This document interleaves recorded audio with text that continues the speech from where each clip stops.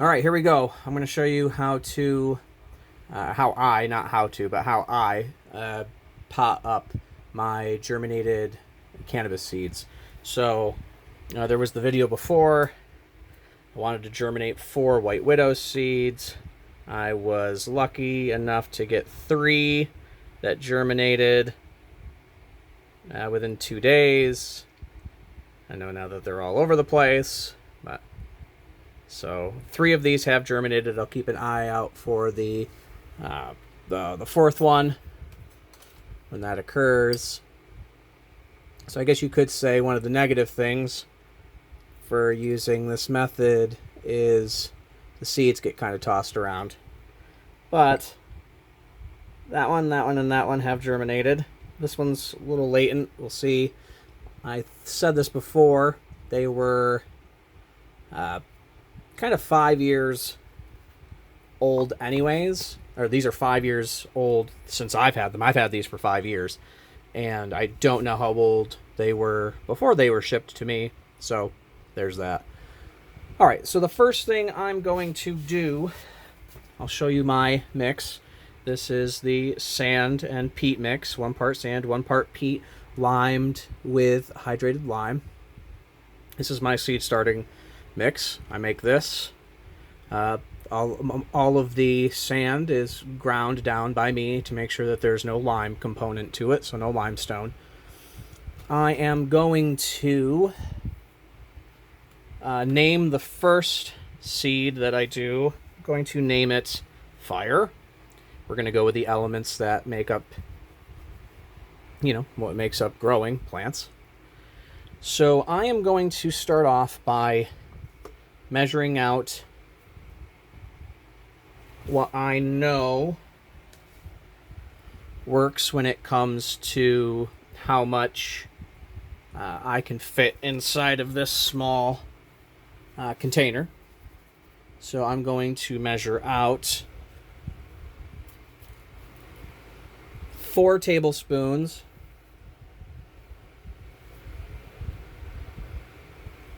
of my mix.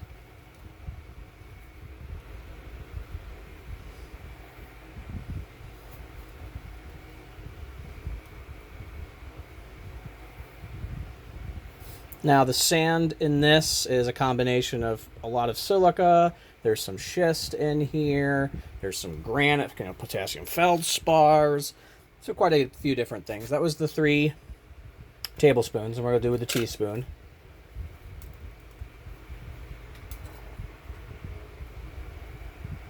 And we get 67.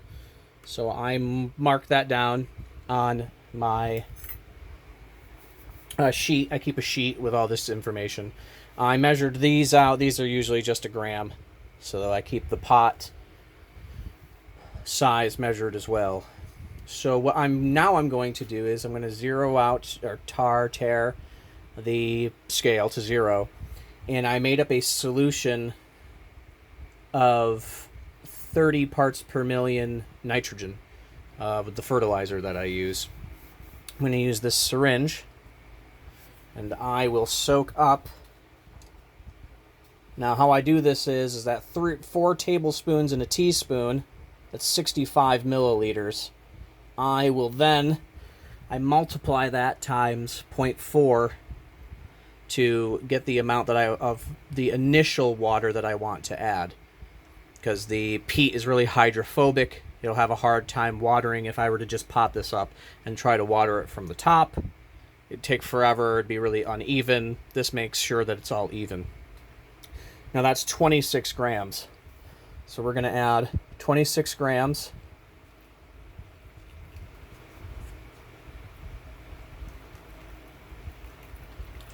So that full syringe was 21.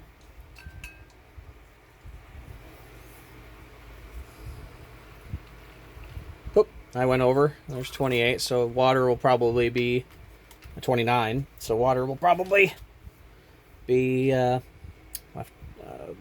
probably be a little too much. I will mix it with the knife. This mix, of course, is extremely gritty because of the sand.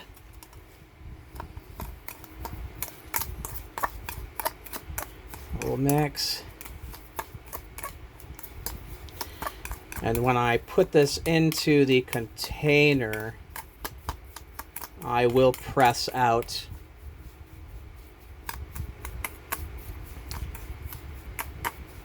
some of the excess moisture. So we'll do that.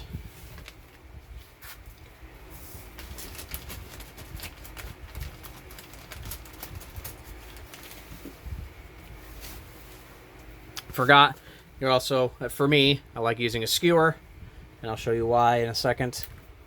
So now we will pot this up. So I will use this to collect some excess water, this in there, and just slowly add it. These are not the most stable of cups.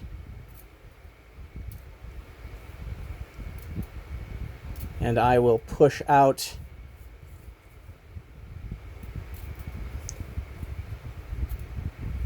moisture as I go along here. Now, the amount of pressure applied probably has some sort of importance, but I've had good luck with just nice, normal, nothing, no crazy exertion.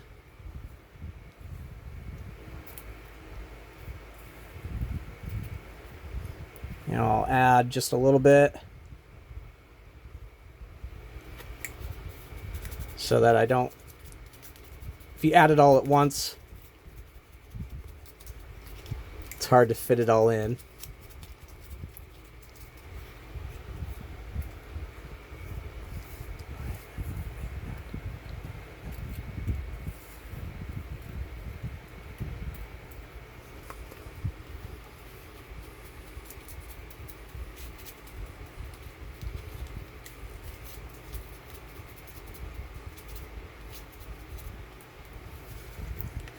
Seems that this particle size does a really nice job with the roots. I get pretty fast root development this way.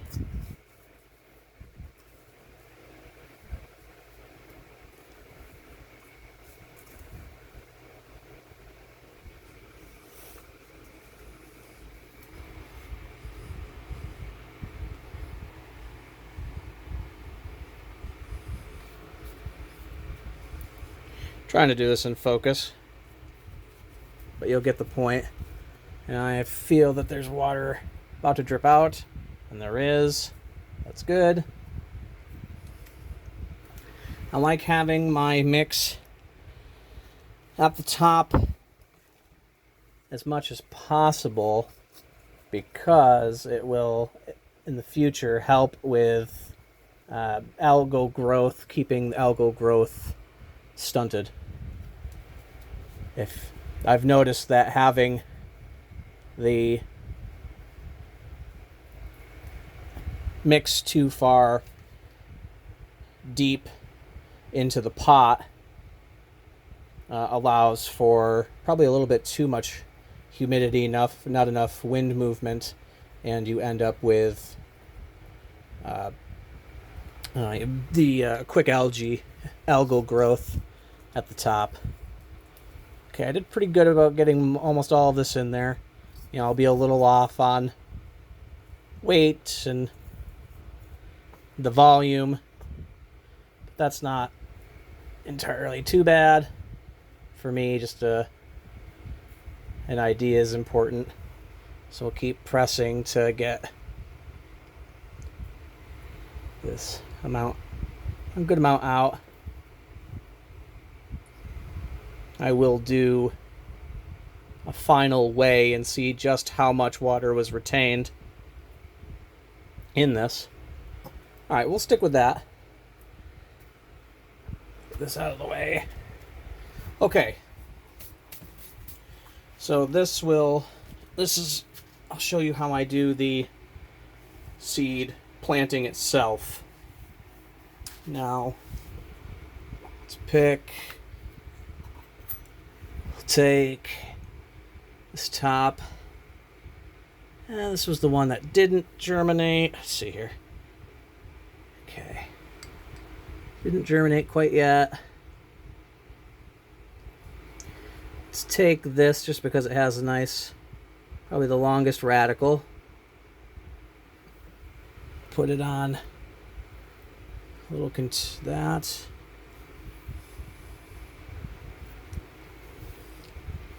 Okay.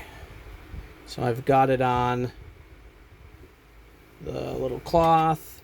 Typically I wouldn't be this haphazard with them, but doing the video, it's a little off for me. Okay, so throwing it around.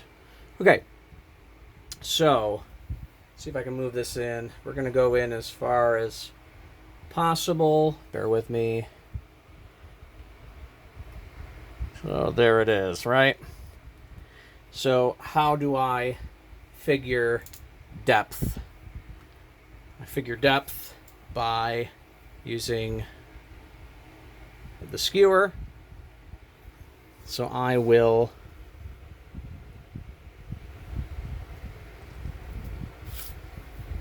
put the skewer end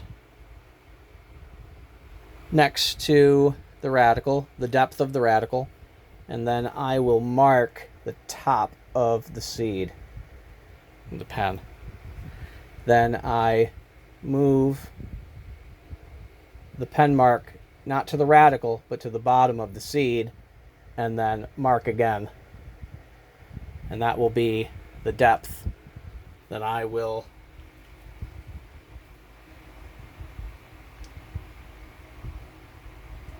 put the seed in. So grab the container. Looks like the fire is already rubbed off on this tape. Go in to the surface, move it back and forth so you don't go in too deep. Grab the seed.